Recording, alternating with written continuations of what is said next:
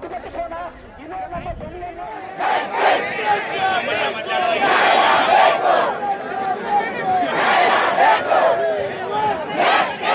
ಎಲ್ಲರೂ ಸೇರಿ ಒಂದು ಯುವ ಜನಾಕ್ರೋಶ ಅಂತೇಳಿ ಬೃಹತ್ ಪ್ರತಿಭಟನೆಯನ್ನು ಇವತ್ತು ದಲಿತ ವಿದ್ಯಾರ್ಥಿ ಪರಿಷತ್ ನೇತೃತ್ವದಲ್ಲಿ ಹಮ್ಮಿಕೊಂಡಿದ್ದೇವೆ. ಶಿಸ್ತುಬದ್ಧ ಹೋರಾಟ ಆಗಿದೆ. ಇದು ರಾಜ್ಯದಲ್ಲಿ ಅತಿ ದೊಡ್ಡ ಹೋರಾಟ ಆಗಿದೆ. ಸರ್ಕಾರದವರು ಎಚ್ಚೆತ್ಕೊಳ್ಳಿ, ಇಲ್ಲ ಅಂತಂದ್ರೆ ನಾವೆಲ್ಲ ಎಚ್ಚೆತ್ಕೋಬೇಕಾಗ್ತದೆ, ಹೋರಾಟ ಮಾಡಬೇಕಾಗಿದೆ. ನಮ್ಗೆ ಕೊಡಕ್ ತಯಾರಿಲ್ಲ, ಮತ್ತೆ ಇವ್ರಿಗೆ ಯಾಕ್ತಾರ ಇವತ್ತು ಯಶಸ್ವಿಯಾಗಿದೆ. ಎಲ್ಲ ಕೂಡ ಕೂತವರೆ ತನ್ನಲ್ಲಿ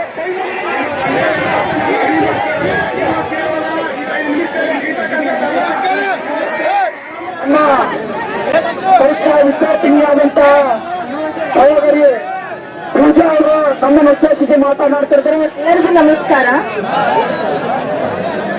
15,000 ಬಿಡ್ತೀನಿ, 16,000 ಬಿಡ್ತೀನಿ, 12,000 ಬಿಡ್ತೀನಿ. 4 ವರ್ಷ ಆಯ್ತು, 10 ವರ್ಷ ಆಯ್ತ್ರಿ, 1,000 ಬಿಡಕ್ರಿ. ಅಲ್ಲ, ನಾವು ಮನಿಯಿಂದ ತಂದೆ ತಾಯಿ ಮೊದ್ಲ ನಾವ್ ಹೆಣ್ಮಕ್ಳ ಮದ್ವೆ ಆಗುವ ಎಲ್ಲಿ ಓದ್ತೀಯ ತಂದ್ ಅವ್ರ ಜಿದ್ದು ಕಟ್ಕೊಂಡ್ ನಾವ್ ಇಲ್ಲಿ ಬಂದ್ ಹೈರಾಣ ಆಗಿ ಉಪಕಾರ ಇಲ್ಲ ಊಟ ತಿನ್ಕೊಂಡ್ ನಾವ್ ಹೈರಾಣ ಆಗಿ ಇಲ್ಲಿ ಕುಂತೀವಿ. ಅವ್ರ ನಮ್ ರೊಕ್ಕ ತಗೊಂಡ್ ಅವ್ರ ಮಕ್ಕಳಿಗೆ ವಿದೇಶದಾಗ AC ಕೆಳಗ್ ಕುಂದಿಸಿ ಓದಿಸ್ಲಾಕತ್ತಾರ. ಯಾರ ರೊಕ್ಕಿದೆ ನಮ್ಗೆ ನಮ್ಗ್ ಕೊಡಕ್ ತಯಾರಿಲ್ಲ, ಮತ್ ಇವ್ರಿಗೆ ಯಾಕ್ತಾರ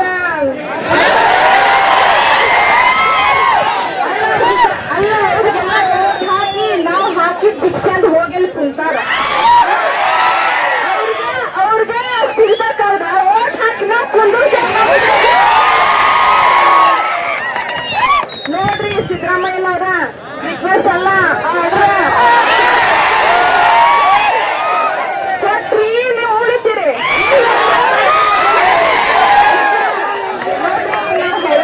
ಮನ್ಯಾಗ ಅಲ್ಲ ಇವ್ರು ಯಾವಾಗ ಕೊಡ್ತಾರ? ನಾವು ಮದ್ವೆ ಮಾಡ್ಕೊಂಡ್ ಮಕ್ಕಳನ್ನ ಮಕ್ಳಿಗೆ ಕೊಡ್ತಾರ? ಮಕ್ಳಿಗೆ ಕೊಟ್ರೆ ಏನು ಉಪಯೋಗೈತೆ?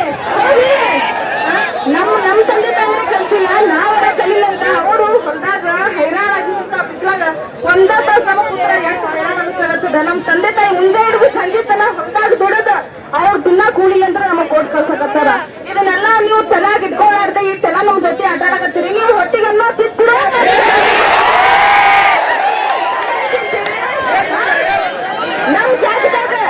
ನಮ್ ಜಾಗದಾಗ ನಿಮ್ ಮಕ್ಕಳು ಇದ್ದಿದ್ದಂದ್ರ ನೀವ್ ಕುಂದಿರ್ತಿದ್ರೆ ಇಲ್ಲ, ಕುಂದ್ರಂಗಿಲ್ಲ. ನೋಡ್ರಿ ಸಿದ್ದರಾಮಯ್ಯನವ್ರ ಎಲ್ಲಾ ಈ ಕಾಂಗ್ರೆಸ್ ಸರ್ಕಾರಕ್ಕ ಹೇಳೋದೇನಂದ್ರ ಮಾಡಿದ್ರಿ ಚಲೋ ಐತಿ. ನೋಡ್ರಿ ಇವ್ರಿಗೆ ಎಲ್ಲಾ ರಿಸಲ್ಟ್ 100% ಬೇಕಂತ, ಟೀಚರ್ ಮಾತ್ರ ಒಬ್ರೇ ಬೇಕಂತ, ರಕ್ಷಣೆ ಬೇಕಂತ, ಪೊಲೀಸರು ಮಾತ್ರ ಒಬ್ರೇ ಬೇಕಂತ. ಅವ್ರ ಮುತ್ತೆ ಬಂದ್ ಕಾಯ್ತಾನೆ ಅಲ್ಲಿ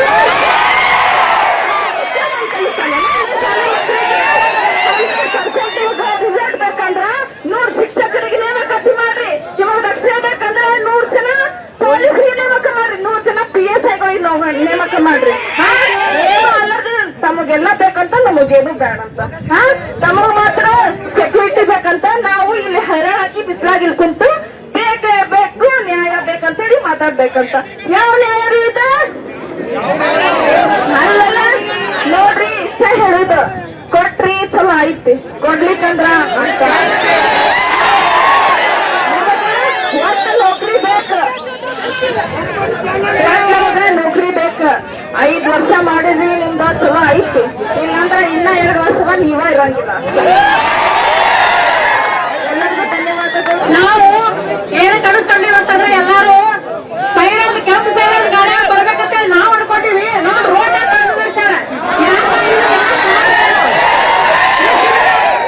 ಇಷ್ಟು ದಿನ ಮನಿ ಬಂದ್ ಕೇಳ್ತಿದ್ರು, ಮತದಾನ ಮಾಡಿ ಅದು ನಿಮ್ಮ ಹಕ್ಕು, ನೌಕರಿ ಕೊಡಿ ಇದು ನಮ್ಮ ಹಕ್ಕು.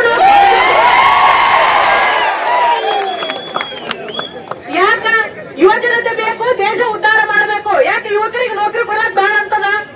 ಬೇಕ, ಯುವಕರಿಗೆ ನೌಕರಿ ಬೇಕು. ಯಾಕೆ ಹೊಲ್ದಾಗ ದುಡಿರಿ, ಹೊಲ್ಲಾಗೂ ದುಡಿತೀವಿ, ಅದ್ರ ಜೊತೆ ಇಟ್ಟೆಲ್ಲ ಏನ್ ಬಿಸಿಲ ಮಳಿ ಅನ್ನಲ್ಲ, ಅದು ಬಿಡ್ರಿ ಹೋಗ್ಲಿ.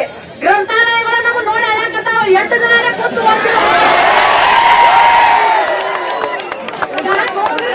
ನನಗ ಸಾಕಾಗೈತಿ, ನಾನು ಸೌದಿಲಿ ಕೂತು ಕೂತಿಲ್ಲ ಅಂತ ಹೇಳಕತ್ತಾವ. ಅದ್ರಲ್ಲೂ ನಮ್ಮ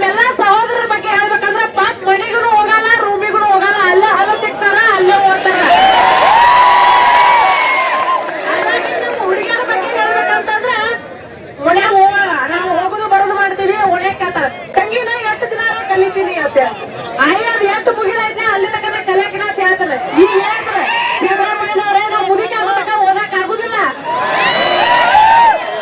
ನೀವು ಎಲ್ರು ನಿಮ್ಮಲ್ಲಿ ವಿನಂತಿಯಿಂದ ಕೇಳ್ಕೊತೀವಿ, ಯಾಕಂದ್ರೆ ನಮ್ಮ ಹಕ್ಕ ಐತಿದು ಕೇಳಕತ್ತೀವಿ. ನೀವು ಎಷ್ಟು ನಮಸ್ಕಾರ ಮಾಡಿ ನಮಗ್ ಮತದಾನ ಮಾಡಿ ಯುವಕರೇ ನೀವು ಎಚ್ಚೆತ್ಕೊಳ್ಳಿ ಅಂತ ಹೇಳ್ತೀವಿ. ದಯವಿಟ್ಟು ಸರ್ಕಾರದವರು ನಿಮ್ಮಲ್ಲಿ ಕೇಳ್ಕೊತೀವಿ ಎಲ್ರಿಗೂ. ನೋಡ್ರಿ ಇದನ್ನ ನೋಡಿದ್ರು ಅನಿಸ್ತದ ನಾವು ಸುಮ್ ಗ್ರಂಥಾಲಯದ ಒಂದ್ 400 ಮಂದಿ 100 ಮಂದಿ ಕೂತು ಓದುದಲ್ಲ. ಇಲ್ಲಿ ಬರೀ ಇದಷ್ಟಲ್ಲ, ಇಡೀ ಕರ್ನಾಟಕ ತುಂಬಾ ಎಲ್ಲಾ ಸ್ಪರ್ಧಾರ್ಥಿಗಳು ಹೊಸ ಕನಸು ಹೊತ್ತನ್ನ ಕೂತಿದಾರ. ಅವರ ಕನಸುಗಳಿಗೆ ನೀವೆಲ್ಲ ನೀರ್ ಹಾಕಿ ಪೋಷಣೆ ಮಾಡ್ಬೇಕಾದ ಅವಶ್ಯಕತೆ ಐತಿ. ನಮಗೆಲ್ಲ ಅದರ ಅನಿವಾರ್ಯತೆ ಐತಿ. ಯಾರು ನಾವೇನ್ ಟಿಸಿಗಳ ಮಕ್ಕಳಲ್ಲ, ಎಲ್ಲರೂ ನಾವು ಟಿಸಿ ಆಗ್ಬೇಕಂತ ಕನಸು ಕಂಡಿರೋ ಬಡವರ ಮಕ್ಕಳದೀವಿ. ನಮ್ಮ ತಂದೆ ತಾಯಿಗಳು ಕೇಳಿದ ತಕ್ಷಣ ಈ ಪೇಪರ್ ಬೇಕು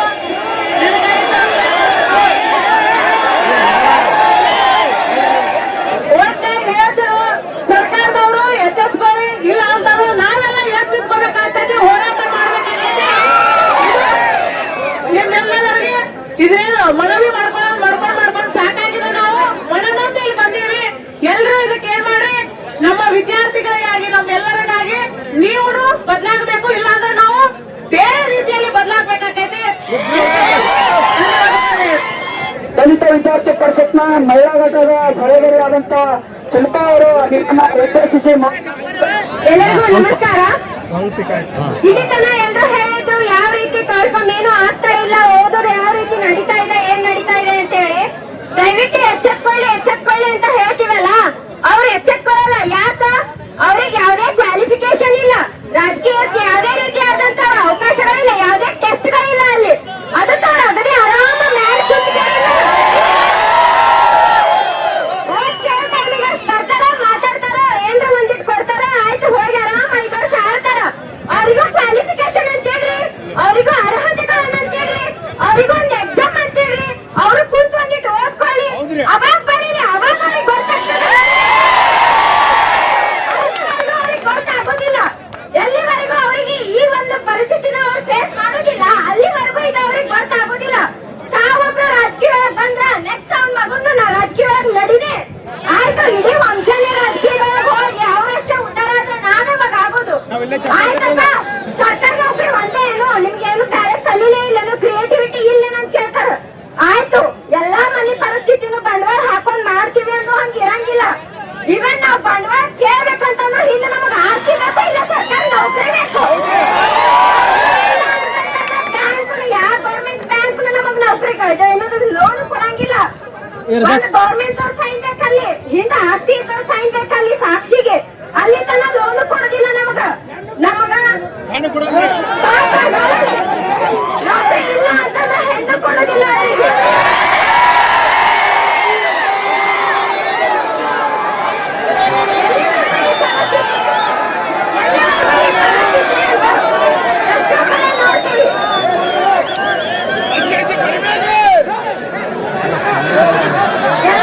ಎಲ್ಲ ರಾಜ್ಯದೊಳಗೂ ನೋಡ್ತೀವಿ ವಯೋಮಿತಿ 30, 33 ಅಂತೇಳಿ ಇಟ್ರಂತಂದ್ರೆ ನಮ್ದ್ರ 25. ಯಾಕೆ 25ರಾಗ ಅಷ್ಟ ನೌಕರಿ ತಗೊಂಡ್ ಇದನ್ ಮಾಡ್ಕೋಬೇಕಲ್ಲ, ಡಿಗ್ರಿ ಮುಗಿದ್ರಾಗ 21 ಆಗಿರ್ತಾರು. ಎಲ್ಲಿ 2 ವರ್ಷ ಕುಂತ ಆರಾಮ್ನ ಮಾಡ್ಕೊಟ್ಟಿನ ಅನ್ನಕ್ಕೇನ್ ಅವಾಗಿನ ಸಿಲೆಬಸ್ ಅದ. Day to day curriculum change ಆಗ್ತದ.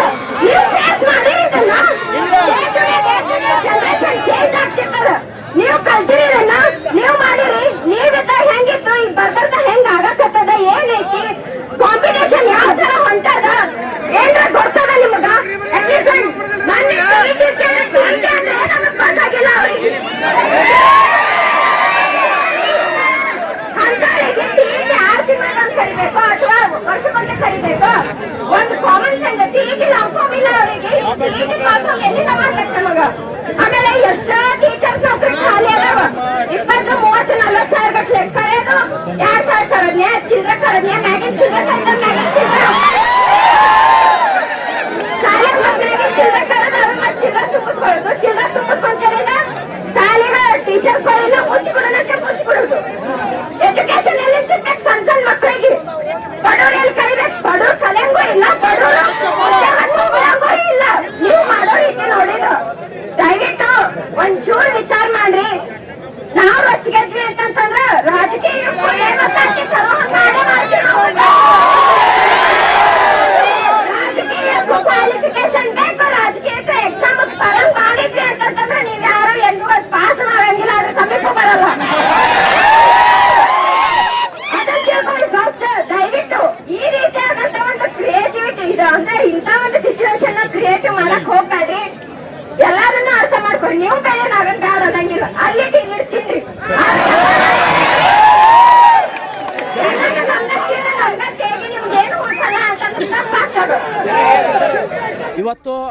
ವಿಜಯಪುರ ಜಿಲ್ಲೆ ಮತ್ತು ನಗರದಲ್ಲಿ ಓದ್ತಕ್ಕಂಥ ಏನು ಸ್ಪರ್ಧಾತ್ಮಕ ಪರೀಕ್ಷಾ ವಿದ್ಯಾರ್ಥಿ ಯುವ ಜನರಿದ್ದಾರೆ, ಎಲ್ಲರೂ ಸೇರಿ ಒಂದು ಯುವ ಜನಾಕ್ರೋಶ ಅಂತೇಳಿ ಬೃಹತ್ ಪ್ರತಿಭಟನೆಯನ್ನು ಇವತ್ತು ದಲಿತ ವಿದ್ಯಾರ್ಥಿ ಪರಿಷತ್ ನೇತೃತ್ವದಲ್ಲಿ ಹಮ್ಮಿಕೊಂಡಿದ್ದೇವೆ.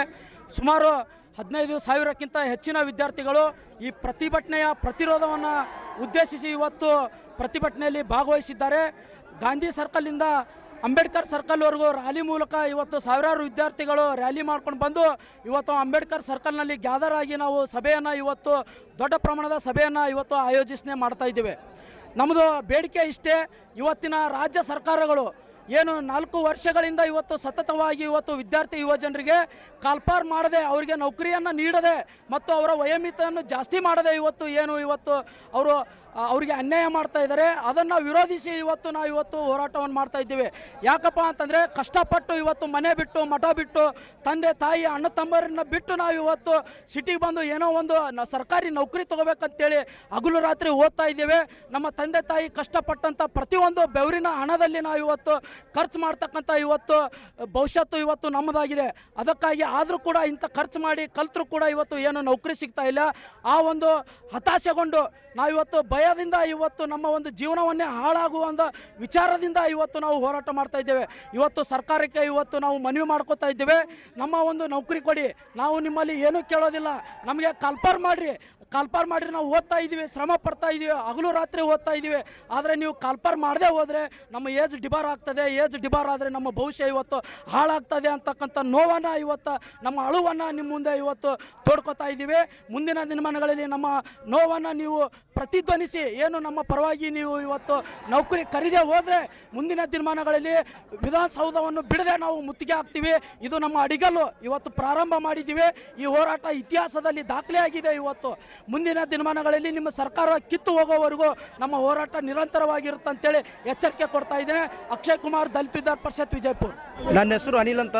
ನಾವು ಬಿಜಾಪುರದಲ್ಲಿ ಇವತ್ತು ಅಂಬೇಡ್ಕರ್ ಸರ್ಕಾರದಲ್ಲಿ ಈಗ ವಿದ್ಯಾರ್ಥಿಗಳೆಲ್ಲರೂ ಸೇರಿ ನಾವು ಈಗ ಶೀಘ್ರದಲ್ಲಿ ನೇಮಕಾತಿ ಆಗಬೇಕಂತೇಳಿ ನಾವು ಈ ಸದ್ಯ ತೀವ್ರವಾದಂಥ ಹೋರಾಟ ಮಾಡ್ತೀವಿ. ಈ ಹೋರಾಟ ಯಾಕಪ್ಪ ಅಂತಂದ್ರೆ ಈಗ ಸತತವಾಗಿ ನಾವು 5-6 ವರ್ಷಗಳಿಂದ ನಾವು ಬಿಜಾಪುರದಲ್ಲಿ ಬಂದು ರೂಮ್ ಮಾಡಿಕೊಂಡು ಲೈಬ್ರರಿ ಮಾಡ್ಕೊಂಡು ಓದ್ಲತ್ತೀವಿ. ಇಲ್ಲಿ ನಮಗೆ ಯಾವುದೇ ರೀತಿಯಿಂದ ವರ್ಷ ಸರಿಯಾದ ರೀತಿಯಿಂದ ಕಾಲ್ಫಾರ್ಮ್ ಆಗ್ತಾ ಇಲ್ಲ.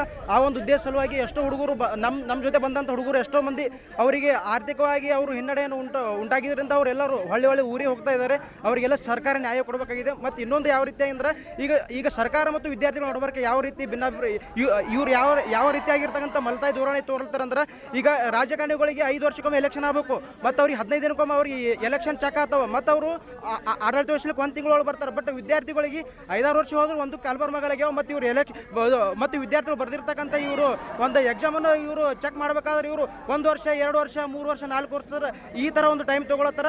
ಇದನ್ನೆಲ್ಲ ಈ ಸದ್ಯ ಎಲ್ಲನೂ ಇದು MCQ ಮಾಡಲೆಲ್ಲ ಹೋಗಿ ಪೇಪರ್ ಎಲ್ಲ ಹೋಗಿ ಇದು ಎಲ್ಲ CBT ಅಂದರೆ ಈಗ ಯಾವ ರೀತಿಯಾಗಿರ್ತಕ್ಕಂಥ ಈ ಸದ್ಯ ಕೇಂದ್ರ ಸರ್ಕಾರ ಈ ಸದ್ಯ ಈಗ ಯಾವ ಥರ ಕಂಪ್ಯೂಟರ್ ಬೇಸ್ಡ್ ಎಕ್ಸಾಮ್ ಯಾವ ಥರ ಯಶಸ್ವಿಗಳು ಮಾಡಿದಲ್ಲ ಆ ಒಂದು ತೆರನಾಗಿರ್ತಕ್ಕಂಥ ಒಂದು ಮಾಡಲನ್ನು ಈ ಸ್ಟೇಟ್ದಲ್ಲಿ ತರಬೇಕು. ಯಾವುದೇ ರೀತಿಯಿಂದ ಅಕ್ರಮಗಳನ್ನು ಈ ಒಂದು ಸರ್ಕಾರ ಒಂದು ಇದು ನಿಲ್ಲಿಸ್ತಕ್ಕಂಥ ಪ್ರಯತ್ನ ಮಾಡಬೇಕಂತೇಳಿ ಇದು ನಮ್ಮ ಬೇಡಿಕೆ ಇರುವುದು ಸರ್.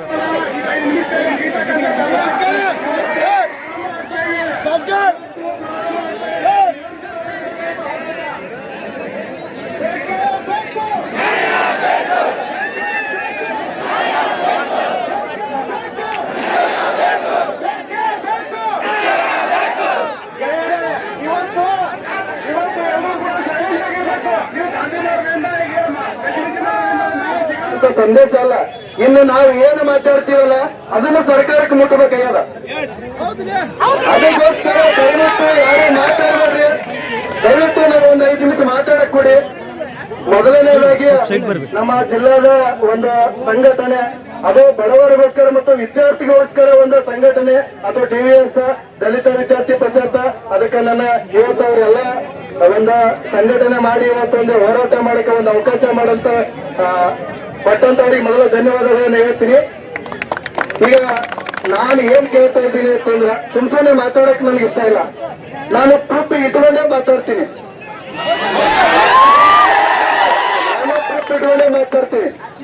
ಮಾನ್ಯ ಸಿದ್ದರಾಮಯ್ಯ ಸಾಹೇಬ್ರೆ, ನಾನು ನಿಮ್ಗೊಂದು ಒಂದೇ ಪ್ರಶ್ನೆ ಕೇಳ್ತಾ ಇದ್ದೀನಿ. ದಯವಿಟ್ಟು 2020ರಲ್ಲಿ ನೀವು ವಿರೋಧ ಪಕ್ಷದ ಸ್ಥಾನದಲ್ಲಿದ್ದಾಗ ಮಾನ್ಯ ಗೃಹ ಸಚಿವರಾದಂತಹ ಬಸವರಾಜ ಬೊಮ್ಮಾಯಿ ಅವರಿಗೆ ಒಂದು ಲೆಟರ್ ಅನ್ನ ಬರೀತೀರಿ.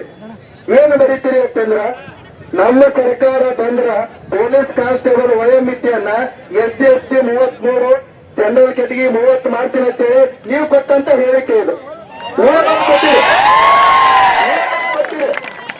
ನೀವು ಬರೆದು ಕೊಟ್ಟಿರಿ. ಅವತ್ತೇನಂದ್ರೆ ನಮ್ಮ ಸರ್ಕಾರ ಬಂದ್ರೆ ನಾವು 33 ಮಾಡ್ತೀನಿ ಅಂದ್ರೆ, ಸ್ವಾಮಿ ನಿಮ್ ಸರ್ಕಾರ ಇದೆಯಲ್ಲ 3 ವರ್ಷ ಆಯ್ತು ಬಂದು ಏನ್ ಮಾಡ್ತಾ ಇದ್ದೀರಿ? 3 ವರ್ಷ ಆಯ್ತು ಏನ್ ಮಾಡ್ತಾ ಇದ್ದೀರಿ? 3 ವರ್ಷ ಎಲ್ಲ ವಿದ್ಯಾರ್ಥಿಗಳನ್ನ ಬಂದ್ರಿ. ಇದೇ ಇತ್ತೀಚೆಗೆ 1 ವಾರದ ಹಿಂದೆ ಒಬ್ಬ ವಿದ್ಯಾರ್ಥಿ ಆತ್ಮಹತ್ಯೆ ಮಾಡ್ಕೊಂಡು ಧಾರವಾಡದಾಗ ಹೇಳಕೊಂಡಿದ್ದಾನೆ. ಯಾರಿಗೆ ಕಡೆ ಅವ್ರ ತಂದೆ ತಾಯಿಗೆ ಅವ್ರ ಮಕ್ಕಳು ತಂದ್ಕೊಳ್ಳೋ ತಾಕತ್ ನಿಮ್ಗಿದೆಯಾ? ತಾಕತ್ತಿದೆಯಾ?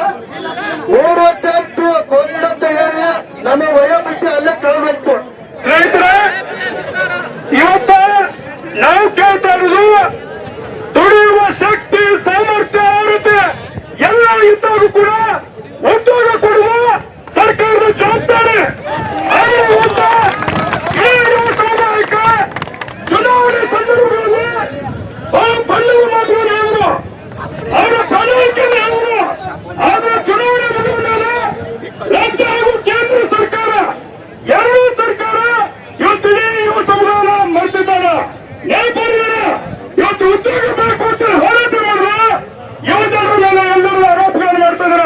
ನಾವು ಯುವಕರು ನಾವು ವಿಧಾನಸಭೆ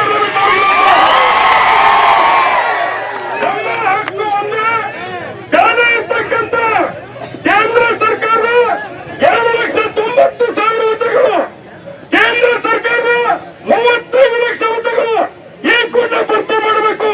ಮತ್ತೆ ಮಳೆ ಕಾಲ ಆದ್ರೆ ನಿಮ್ಮ ಕುರ್ಚಿ ಖಾಲಿ ಮಾಡಬೇಕು.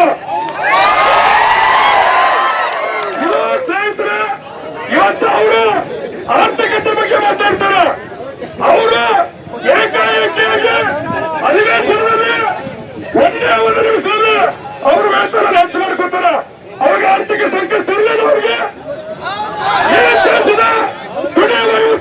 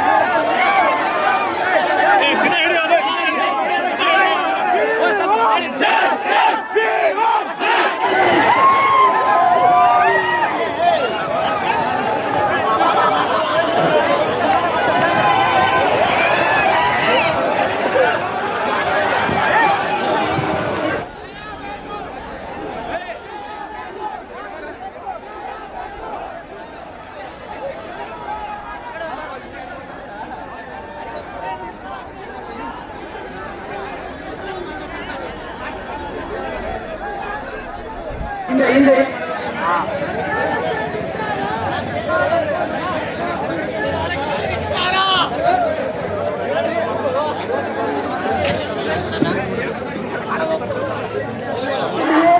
ಎಲ್ಲ ಯಾರಿಗೂ ಕೂಡ ಒಂದು ಅಹಿತಕರ ಘಟನೆ ಆಗ್ತಾ ಇದೆ. ಕೈ ಹಿಡಿದು ಪ್ಲೀಸ್ ತನ್ನನ್ನು ಕೈ ಮುಗಿದು ವಿನಂತಿ ಮಾಡ್ಕೊತೀನಿ.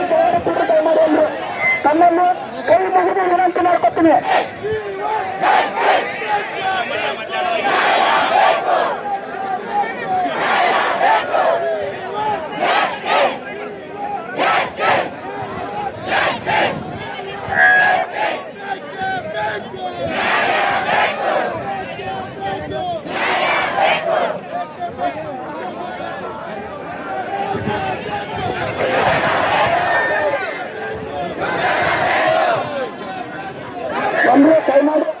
ಕಡೆ ಬಂದು ನಿಮಗೆ ದಯಮಾಡಿ ಅಂದ್ರೆ ನಮ್ಮ ಅನಂತ